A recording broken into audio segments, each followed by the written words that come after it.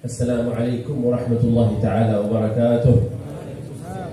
Alhamdulillah al-manih al-fatih, wassalatu wassalam ala sayyidina Muhammadin khairi muslihin wa salih, wa ala alihi wa sahbihi alladhi qamu bihadha ad-dini ala akramil wujuhi wal masalih.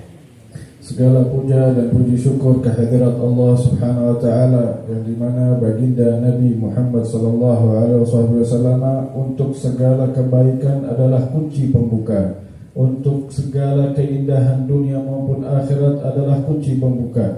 Dan mudah-mudahan Allah Subhanahu wa taala limpahkan salawat serta salam kepada baginda agung Nabi Muhammad sallallahu alaihi wasallam dan seluruh para sahabatnya, para keluarganya yang dimana mereka adalah orang-orang ahli kebaikan. وهنيئا لكم بهذا الفتح في مجلس الفاتح من الله سبحانه وتعالى لأنكم أهل الفوز. لماذا أهل الفوز؟ كما سمعتم في القصيدة يا ذاكرين النبي فزتم بذكر الحبيب صلى الله عليه وسلم. Maka kita semestinya bersyukur kepada Allah Subhanahu wa taala kita duduk di majlis Al-Fatih. Kenapa? Karena kita semua ini adalah orang yang berhasil, yang menang dan sukses. Dari mana kita bisa dikatakan orang menang, berhasil dan sukses? Seperti yang kita dengar tadi qasidah lantunan yang dibacakan, wahai orang-orang yang berzikir kepada Allah dan juga kepada Nabi Muhammad sallallahu alaihi wasallam, sesungguhnya kalian telah sukses dalam hal kebaikan. وأذنوا لي أن أقتطف من السيرة النبوية 3 فوائد أو 3 لطائف نغذي بها أرواحنا وعقولنا بإذن الله تعالى. Maka sekarang aku akan memetik 3 perkara atau 3 hal yang bisa menjadikan sanubari kita, jasmani kita menikmati hal tersebut, dan itu semua 3 perkara diambil dari sejarah baginda Nabi Muhammad sallallahu alaihi wasallam. من المعلوم أن نبيكم صلى الله عليه وسلم هو أفضل الأنبياء والمرسلين على الإطلاق. Seperti kita ketahui bahwa baginda Nabi Muhammad SAW, Nabi kita semua, adalah Nabi terbaik tanpa ada perselisihan dimanapun. فأراد بعضهم أن يشكك في هذا من القرآن الكريم حيث أن الله قال في سورة البقرة وإذ قلنا للملائكة اسجدوا لآدم فسجدوا، لكن لم تكن هناك آية اسجدوا لمحمد صلى الله عليه وسلم. إذن آدم أفضل من رسول الله صلى الله عليه وسلم. Sebagian orang di luar sana pengen menjadikan hati kita, ideologi kita menjadi ragu kepada kebesaran baginda Nabi Muhammad SAW, dan mereka mengambil ayat-ayat dari Al-Quran. Mereka membandingkan Nabi Adam AS dengan Nabi Muhammad. Mereka mengatakan, tuh lihat, Nabi Adam lebih mulia daripada Nabi Muhammad. Buktinya di Al-Quran disebutkan Allah Subhanahu wa ta'ala memerintahkan para malaikat, sujudlah kalian kepada Nabi Adam AS. Sedangkan Al-Quran atau perintah Allah untuk para malaikat sujud kepada Nabi Muhammad SAW tidak ada. هذه الشبهة جاءت من غير المسلمين، ولكن الحمد لله على بقاء العلماء. ذكر الإمام السيوطي في هذه جواب مقنع بأفضلية النبي صلى الله عليه وسلم. Dan datangnya pernyataan semacam ini bukan dari golongan Islam tapi di luar Islam untuk menjadikan orang Islam ragu kepada nabinya sendiri. Dan alhamdulillah di mana Allah Subhanahu wa taala memunculkan para ulama-ulama dan ilmunya ditetapkan sampai sekarang dan sampai nanti hari akhir, dan itu sudah dijawab oleh salah satu ulama kita yaitu Al-Imam As-Suyuti rahimahullah taala. Beliau memberikan jawaban dengan jawaban yang memuaskan. Qala al-Imam As-Suyuti fi qawlihi ta'ala inna Allaha wa malaikatahu yusalluna 'alan nabi ya ayyuhalladhina amanu sallu 'alaihi wa sallimu taslima hiya a'zam min amri Allahi bis-sujudi li sayyidina Adam min jihatayn. Imam Suyuti beliau berkata, firman-Nya Allah Subhanahu wa taala, innallaha wa malaikatahu yusalluna 'alan nabi wa ya ayyuhalladzina amanu sallu 'alaihi wa sallimu taslima. Allah Subhanahu wa taala berfirman, sesungguhnya Allah dan para malaikat bersolawat kepada Nabi Muhammad sallallahu alaihi wasallam, dan kalian wahai orang-orang beriman, solawatlah kalian kepada Nabi Muhammad. Ayat ini kata Imam Suyuti lebih baik, lebih bagus, lebih afdal daripada ayat yang dimana Allah memerintahkan para malaikat sujud kepada Nabi Adam dari dua sisi. عودوا أنفسكم سادتي إذا سمعتم اسم النبي صلى الله عليه وسلم أن تصلوا عليه. Biasakan wahai para hadirin yang aku cintai, kalau mendengar nama Nabi Muhammad dikumandangkan, salawatlah kepada Nabi Muhammad. لأنه صلى الله عليه وسلم يقول أخطأ طريق الجنة من ذكرت عنده فلم يصلي عليه صلى الله عليه وسلم. Karena Nabi sallallahu alaihi wasallam bersabda, siapa yang mendengar namaku disebut lalu dia tidak bersalawat kepadaku, maka orang tersebut akan tersesat jalannya. طيب الميزة الأولى أن في قول الله تعالى وإذ قلنا للملائكة اسجدوا، يعني هذا أمر من الله للملائكة والله لم يشترك معهم في السجود، بينما في الآية إن الله وملائكته يصلون على النبي صلى الله عليه وسلم، يعني الله اشترك مع ملائكته في الصلاة على النبي صلى الله عليه وسلم، وهذه الميزة الأولى. Sisi yang pertama, kelebihan ayat innallaha wa malaikatahu ketimbang daripada tadi itu, kata Imam Suyuti, yang pertama Allah memerintahkan para malaikat, bunyi ayatnya itu Allah memerintahkan para malaikat. Jadi yang diperintahkan hanya malaikat. Allah tidak berkongsi, Allah tidak ikut di sana. Namun ketika firman Allah Subhanahu wa taala yang diperuntukkan untuk Nabi Muhammad sallallahu alaihi wasallam, innallaha wa malaikatahu, sesungguhnya Allah Subhanahu wa taala dan para malaikatnya, di situ disebutkan Allah ikut berkongsi, artinya Allah ikut bersolawat. Tapi kalau perintah sujud kepada Nabi Adam, Allah enggak ikut, Allah cuma memerintahkan. Yang diperintahkan malaikat. Kalau solawat, Allah ikut di dalamnya dan juga para malaikat. المسألة الثانية أو الميزة الثانية في وإذ قلنا للملائكة اسجدوا فسجدوا، الأمر جاء من الله وحصل السجود وانتهى الأمر، فسجدوا فعل ماضي يعني سجدوا مرة واحدة وانتهى. أما إن الله وملائكته يصلون هذا فعل مضارع، ما زالوا يصلون، أول صلوا وفي زمن ما قال الحق سبحانه وتعالى هم يصلون وبعد ذلك يصلون إلى ما لا نهاية. Dikatakan oleh Al-Imam As-Suyuti, perkara itu kejadian ketika Allah memerintahkan para malaikat sujud kepada Nabi Adam, kejadiannya hanya sekali. Dan setelah kejadian itu selesai. Kenapa? Fasajadu, kata Imam Suyuti, fasajadu itu fi'il mudhari'. Fi'il mudhari' artinya perkara yang sudah lewat. Fi'il madhi itu artinya perkara yang sudah lewat. Perkara yang sudah lewat tidak terulang lagi, hanya terjadi satu kali. Tapi ketika di dalam sholawat, yusalluna fi'ilnya fi'il mudhari'. Fi'il mudhari' itu maksudnya berterus-terus, menerus, continue.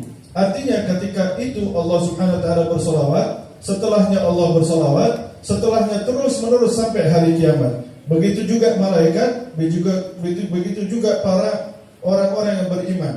Dari pertama diperintahkan Allah sampai nanti hari kiamat, continue mereka ini bersolawat kepada Nabi Muhammad sallallahu alaihi wasallam. Kata Imam Suyuti, ini salah satu sisi yang kedua, lebih unggul Nabi Muhammad ketimbang Nabi Adam alaihi salam. إذن هذه اللطيفة الأولى في خصائصه صلى الله عليه وسلم ودفع الشبهة في حقه. Dan inilah salah satu kelembutan yang mesti difahami oleh setiap orang yang beriman, karena harus mengetahui ini khususiyah untuk Nabi Muhammad sallallahu alaihi wasallam. واللطيفة الثانية في سنة من سنن النبي صلى الله عليه وسلم. Begitu juga ada sesuatu yang lembut yang perlu kita fahami dalam perkara sunnah-sunnahnya Nabi Muhammad sallallahu alaihi wasallam. جاء في البخاري فيما يذكره سيدنا الإمام أبي هريرة قال العطاس وليس العطاس، العطاس من الرحمن والتثاؤب من الشيطان. Seperti yang disabdakan oleh Nabi SAW, yang diriwayatkan oleh Al-Imam Al-Bukhari, Nabi SAW bersabda, sesungguhnya bersin itu datang dari Allah, adapun menguap itu datangnya dari syaitan. العطاس حتى من الرحمن، نحن كلنا من الله سبحانه وتعالى من صنعه. المقصود العطاس هذا معروف، الهواء الشديد الذي يخرج في العادة من الإنسان، هذا فيه نعمة للإنسان الله سبحانه وتعالى جعلها، ثم علمنا رسول الله صلى الله عليه وسلم كيف نتعامل إذا حصل من الإنسان هذا العطاس. Seperti kita ketahui, yang namanya bersin, yaitu sesuatu yang keluar dari dalam dengan keras. Maka hal tersebut dikatakan bahwa ketika seseorang bersin, seluruh virus, kuman itu keluar. Bahkan Nabi SAW menyatakan bahwa bersin itu kenikmatan dari Allah. Lalu yang kedua, Nabi SAW juga mengajarkan bagaimana berinteraksi dengan bersin itu. Kalau sudah bersin, apa yang perlu kita lakukan? إذن العطاس هذا نعمة من الله لأنه ينظف الدماغ، فعلمنا رسول الله صلى الله عليه وسلم مباشرة بعد العطاس أن نقول الحمد لله. Dan salah satu keajaiban bersin itu membersihkan otak yang ada di dalam. Maka dari itu ketika kita bersin, secara langsung spontan setelah bersin, maka kita dianjurkan, diperintahkan oleh Nabi SAW untuk mengucap Alhamdulillah. ومن الواجب على المسلم الذي يسمع العاطس يقول الحمد لله أن يشمته بأن يقول له يرحمك الله. Maka juga diwajibkan kepada orang yang mendengar, orang yang mengucapkan Alhamdulillah setelah bersin, orang yang mendengar tersebut diwajibkan untuk mengucapkan Yarhamakallah. فيرجع العاطس ويدعو لمن شمته ويقول يرحمكم الله ويصلح بالكم. Lalu orang yang bersin tadi ketika mengucapkan Alhamdulillah hukumnya sunnah, tapi orang yang mendengar, orang yang mengucapkan Alhamdulillah dari bersin wajib mengucapkan Yarhamakallah. Lalu juga disunnahkan kepada orang yang mendengar Yarhamakallah, maksudnya yang bersin itu, menjawab Yarhamakallah wa yuslih balak. فإذا عطس العاطس ولم يقل أصلا الحمد لله، عطس المرة الأولى أو الثانية، ما هو الواجب عليك أنت أيها السامع؟ هل تقول له يرحمك الله؟ لا، رسول الله صلى الله عليه وسلم نهانا عن أن نشمته إذا لم يقل هو ابتداء الحمد لله. Lalu kita kalau mendengar atau melihat ada orang bersin, terus orang itu nggak ngucapin Alhamdulillah, bagaimana reaksi kita? Kata Nabi, kata Habib Muhsin, Nabi SAW mengajarkan untuk kita berdiam. إذا ما هو الجواب؟ قد يكون العاطس والدي ونسي سبحان الله أن يقول الحمد لله، أو والدتي أو صاحبي، فماذا علمنا رسول الله صلى الله عليه وسلم أن نفعل؟ علمنا أن نقول نحن الحمد لله. فإذا هو عطس ولم يقل الحمد لله، مباشرة أن تقول الحمد لله، فيتذكر هو فيقول الحمد لله، ثم تجاوبه يرحمك الله. Maka Nabi SAW juga mengajarkan kepada kita, kalau seandainya ada orang bersin, kebetulan yang bersin itu orang tua kita, tetangga kita, keluarga kita, kawan kita, dia bersin, lalu kita diam, dia bersin lagi, kita dianjurkan, disunahkan mengucapkan Alhamdulillah untuk memperingatkan kepada orang tersebut. Barangkali orang tersebut bersin lupa mengucapkan Alhamdulillah, maka kita dianjurkan, disunahkan untuk mengucapkan Alhamdulillah agar orang tersebut mengingat ucapan Alhamdulillah. وقد ذكر صاحب كتاب بغية المسترشدين حديث يذكر فيها من حمد الله قبل العاطس، يعني العاطس عطس ولم يقل الحمد لله، مباشرة أنت قلت يرحمك الله، أمن من شوص ولوص وعلوص. الشوص ألم الأسنان، واللوص والعلوص ألم الأذن وألم البطن. Di kitab Bughiyatul Mustarsyidin karangan Al-Imam Al-Arif Billah Al-Faqih Al-Habib Abdurrahman Al-Masyhur, di sana disebutkan bahwa ketika ada hadis, ketika seseorang melihat ada orang bersin, dia belum mengucapin Alhamdulillah, terus orang ini yang mendengar mengucapkan Yarhamakallah, maka Allah Subhanahu wa taala beri anugerah 3 perkara kepada orang tersebut. Apa? Allah Subhanahu wa taala jauhkan dari sakit gigi dan gusi. Yang kedua, Allah Subhanahu wa taala jauhkan dari sakit telinga. Yang ketiga, Allah Subhanahu wa taala jauhkan daripada sakit perut. والتثاؤب من الشيطان وهو الهواء الذي يخرج خفيفا من الفم. Adapun menguap itu datangnya dari syaitan. Menguap itu adalah sebuah udara yang seakan-akan kita menyedotnya padahal ada udara yang keluar. لأن هذا التثاؤب في العادة يدل على الثقل وعلى الشبع وعلى الكسل وكلاها يبغضها الله تعالى. Biasanya enggak setiap, tapi biasanya orang yang menguap itu biasanya dia merasa badannya sedang berat. Yang kedua, datangnya tasa'ub, menguap itu datangnya dari malas atau datangnya dari terlalu kenyang. 3 perkara ini, berat badan artinya kurang enteng. Yang kedua, terlalu kenyang, atau yang ketiga bermalas-malasan. Maka 3 perkara ini juga tidak disukai, bahkan dibenci oleh agama. فإذا أراد الهواء أن يخرج منك علمنا رسول الله صلى الله عليه وسلم أن تقفل فمك بقدر الاستطاعة بحيث لا يخرج هذا الهواء. فإذا غلبك فيخرج لازم يخرج. ماذا تفعل؟ Kalau seandainya kita menguap, dianjurkan oleh Nabi SAW, diajarkan oleh Nabi SAW untuk menahannya sekuat tenaga, walaupun tetap ada yang keluar. Kalau seandainya kita nggak kuat untuk menahan menguap itu tadi, tetap ada yang keluar. Lalu apa yang harus kita lakukan ketika ada udara yang keluar atau menguap itu terjadi? ماذا نفعل إذا لم أستطع أن أمنع الهواء عن الخروج بأن أقفل فمي؟ الهواء سيخرج أضع يدي اليمين أو اليسار. Maka kalau terjadi menguap itu, dianjurkan oleh Nabi SAW menahan lalu menutup tangan, menutup pakai tangan. Bagaimana caranya menutup pakai tangan? Tangan kanan atau tangan kiri? Seperti ini atau seperti ini? تضع يدك اليسرى على ظهرها هكذا فتمنع الشيطان كما جاء في الحديث أنه الإنسان إذا قال ها أو أوه فمه فتحه للتثاؤب فإن الشيطان يدخل إلى فمه ويضحك من صوت الإنسان. Maka dianjurkan ditutup kalau pakai tangan kiri seperti ini, menjadikan telapak tangan yang luar itu untuk menutup mulut. Diriwayatkan bahwa ketika seseorang mengatakan ha atau hu, maksudnya seperti orang yang menguap membuka mulutnya, maka syaitan itu akan masuk. Dan ketika syaitan itu masuk ke dalam dirinya, syaitan itu akan tertawa terbahak-bahak karena dia berhasil memasuki dalam organ tubuh manusia. Maka dari itu Nabi SAW mengajarkan untuk menutup pakai tangan kiri seperti ini agar syaitan tidak masuk ke dalam dirinya.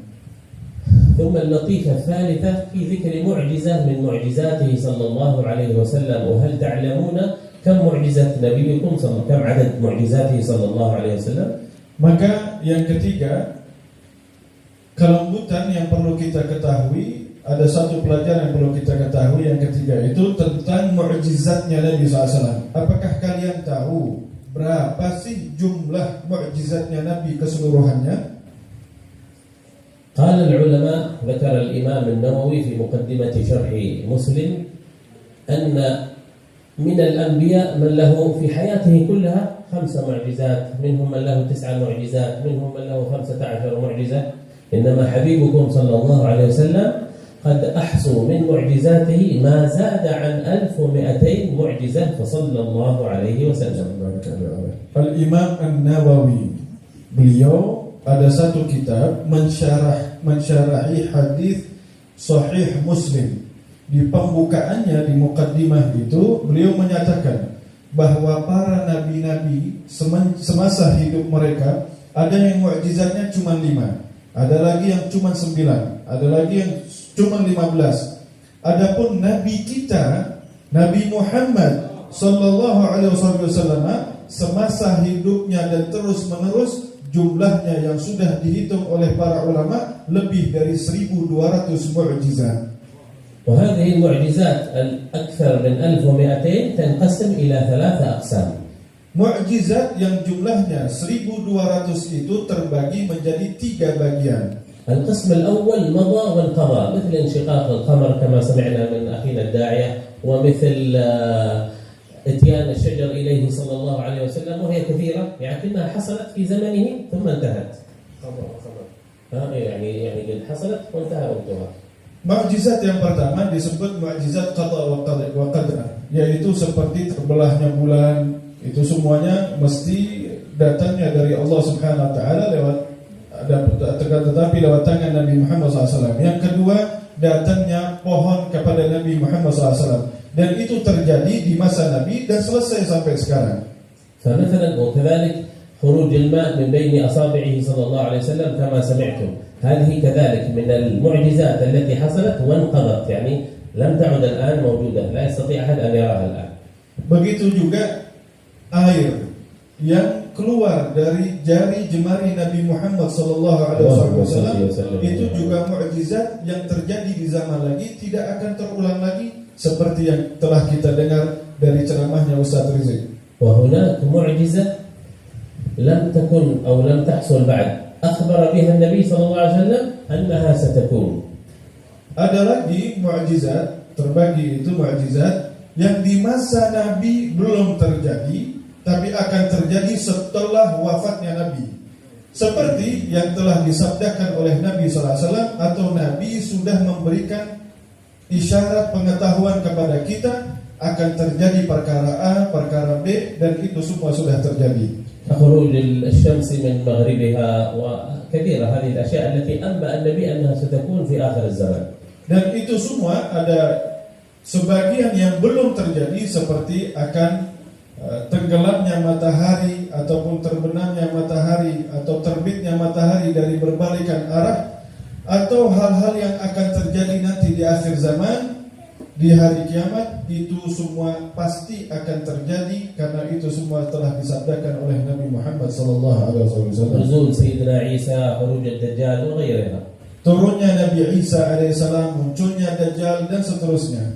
Wa hunak al-mu'jizah السابقة والمستمرة إلى آخر الزمان وهي أعظم المعجزات وهو القرآن الكريم كما ذكر لكم المتكلم آنفا. Begitu juga ada mukjizat yang terjadi di zaman Nabi dan terus menerus sampai hari kiamat, sampai sekarang sampai hari kiamat, yaitu mukjizatnya Nabi yang bernama Al-Quran, seperti yang telah disebutkan oleh penceramah kita. Kama sami'tum hathakum ala Yasin wa qira'at Yasin wa hiya surah mu'azzamah qalbul Quran. Seperti kita dengar bahwa pembacaan Yasin itu adalah surat Al-Quran, di mana surat ini memiliki keagungan yang luar biasa dan memiliki keutamaan fadilah yang luar biasa. 83 ayat. 83 ayat yang berada di surat Yasin. 733 kalimah. 733 هذه عدد كلمات سورة ياسين. كلمات yang ada di surat Yasin. عدد حروفها 2988. Adapun hurufnya jumlahnya 2988.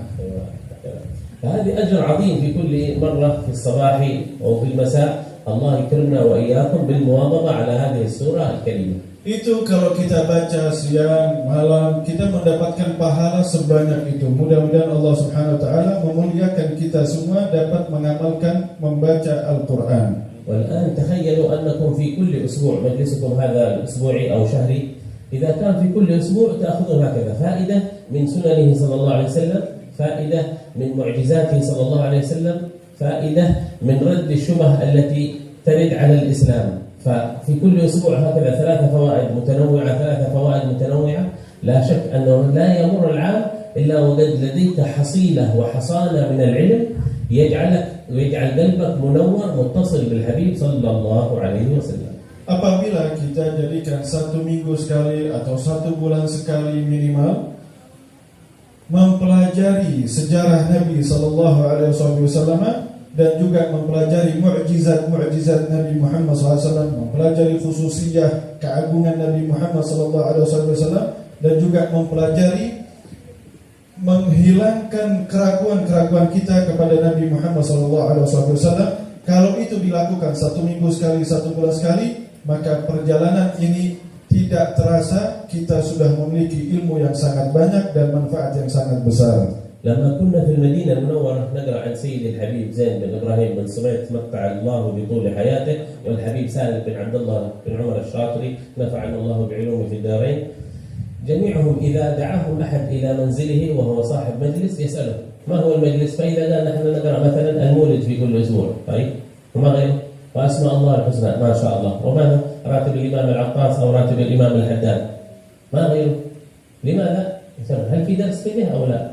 يحرصون على أن يكون في كل مجلس إما درس فقه أو درس للشمائل حتى يستفيد الناس في كل مرة. لا شك المولد هذا عظيم وأسماء الله الحسنى والراتب هذا عظيم، لكن مع الاستمرارية ممكن تحفظ المولد وتحفظ الراتب وتحفظ أسماء الله الحسنى، لكن ليس هناك تجدد زائد. لكن إذا كان في درس الفقه في كل مرة تتعلم علم فهكذا يكون الكمال والتمام. بارك الله فيكم. Dulu kami di kota Madinah bersama guru kami Al-Imam Al-Alama Al-Faqih Al-Habib Zain bin Ibrahim bin Sumil, dan juga guru kami Sultanul Ilmi wal Ulama Al-Habib Salim bin Abdullah Asy-Syatili. Kalau salah satu dari beliau atau keduanya diundang ke salah satu majlis, beliau pasti akan bertanya, majlis di sana itu kegiatannya apa? Maka mereka mengatakan, kegiatan kami maulid ya Habib. Lalu kegiatannya apa? Asmaul Husna ya Habib. Kalau masuk ke majlis lain, apa kegiatannya? Kegiatan kami ya Habib membaca Ratib Al-Attas, ada lagi Ratib Al-Haddad. Kata beliau lalu bertanya, ada enggak ngaji fikih? Ada enggak ngaji sejarah Nabi? Ada enggak ngaji syama'il Nabi SAW? Karena mereka memandang setiap majlis harus ada kajian, setiap majlis harus ada ilmu yang dilontarkan dan difahami lalu diamalkan. Karena mereka mengetahui kalau maulid terus-menerus dibaca, ratib Asmaul Husna terus-menerus dibaca, ini akan menjadikan orang itu hafal lama-lama. Hal ini agung, hal ini besar. Tapi kalau ilmu yang dikaji seperti fikih, sirah Nabi, syama'il Nabi, ini akan mendapatkan manfaat yang lebih besar dari itu. وفي الختام نقول أولا جزا الله عنا سيدنا محمد صلى الله عليه وسلم ما هو أهله، وجزا الله عنا سيدنا محمد صلى الله عليه وسلم خير الجزاء. Sebelum saya tutup, mari bersama kita ucapkan mudah-mudahan Allah Subhanahu wa taala membalas segala kebaikan untuk Nabi Muhammad sallallahu alaihi wasallam dengan sebaik-baik balasan yang pantas untuk Nabi Muhammad sallallahu alaihi wasallam, dan mudah-mudahan Allah Subhanahu wa taala melimpahkan kebaikan anugerah kepada Nabi Muhammad sallallahu alaihi wasallam dengan balasan yang sesuai. لولاه صلى الله عليه وسلم لما اجتمع الأحمر والأسود والأبيض وصاحب اللغة الأولى واللغة الثانية، إنما الذي جمعكم محبة الله ومحبة رسوله صلى الله عليه وسلم. Kalau seandainya tidak ada Rasulullah sallallahu alaihi wasallam, maka tidak akan berkumpul yang merah, yang hitam, yang hijau, ini semua tidak akan kumpul. Orang yang memiliki bahasa A, bahasa B, semua kita berkumpul jadi satu seperti ini, semuanya karena kecintaan kita kepada Allah dan juga kecintaan kita kepada Nabi Muhammad sallallahu alaihi wasallam. لذلك يقول الإمام الحداد فإنك لا تجزي نبيك يا فتى ولو جئته سعيا على العين سائري. Maka dari itu kita apabila melihat apa yang telah diperbuat oleh Nabi Muhammad sallallahu alaihi wasallam untuk kita, untuk umatnya, maka kita tidak bisa membalas kebaikan Rasulullah. Maka dari itu kebaikan tersebut kita gantungkan kepada Allah, biar Allah, agar Allah membalas kebaikan Nabi Muhammad sallallahu alaihi wasallam dengan keagungan Allah Subhanahu wa taala sendiri. Maka dari itu Al-Imam Al-Arif Bilal Habib Abdullah bin Al-Haddad, beliau mengatakan, wahai engkau pemuda, yang disebut pemuda karena biasanya pemuda itu fisiknya lebih kuat dan lebih energik. Engkau wahai pemuda, apabila ingin membalas jasa kebaikan Nabi Muhammad SAW, tidak akan bisa. Walaupun engkau datang kepada Rasulullah SAW dari tempatmu, berjalan di atas dua bola matamu. Ya Rabbi bil Mustafa balligh maqasidana waghfir lana ma madha ya wasi'al karami. Ya Rabbi bil Mustafa balligh maqasidana waghfir ma madha كرامي واغفر إلهي لكل المسلمين بما يتلون في المسجد الأقصى وفي الحرم. يا ربي بالمصطفى بلغ مقاصدنا واغفر لنا ما مضى كرامي بجاه من بيته في طيبة حرام واسمه قاسم من أعظم القسم. يا ربي بالمصطفى بلغ مقاصدنا واغفر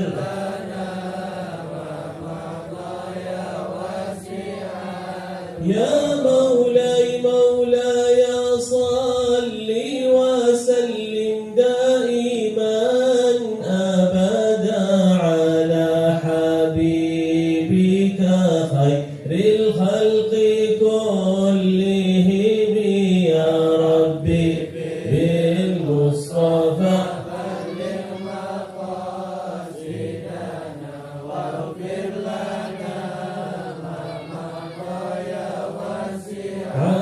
الكرم. اللهم صل وسلم وبارك عليه وعلى آله. السلام عليكم ورحمة الله وبركاته.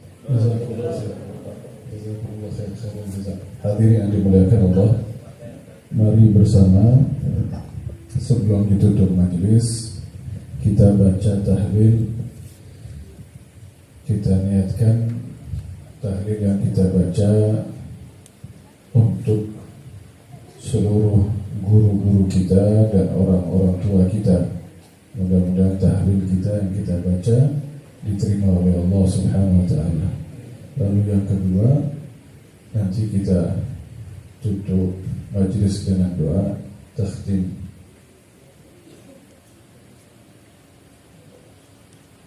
Hadirin, sebelum tahlil saya atas nama Majelis Al-Fatih bersama kawan-kawan saya mengucapkan jazakumullah khairal jaza. Terima kasih sebesar-besarnya untuk seluruh yang hadir, khususnya kepada para tokoh masyarakat, para kiai, para asatidzah, para pejabat RT RW, jazakumullah khairan. Yang kedua, kami meminta maaf sebesar-besarnya atas kekurangan kami. Hakadha minni wal afu minkum. Wassalamualaikum warahmatullahi wabarakatuh.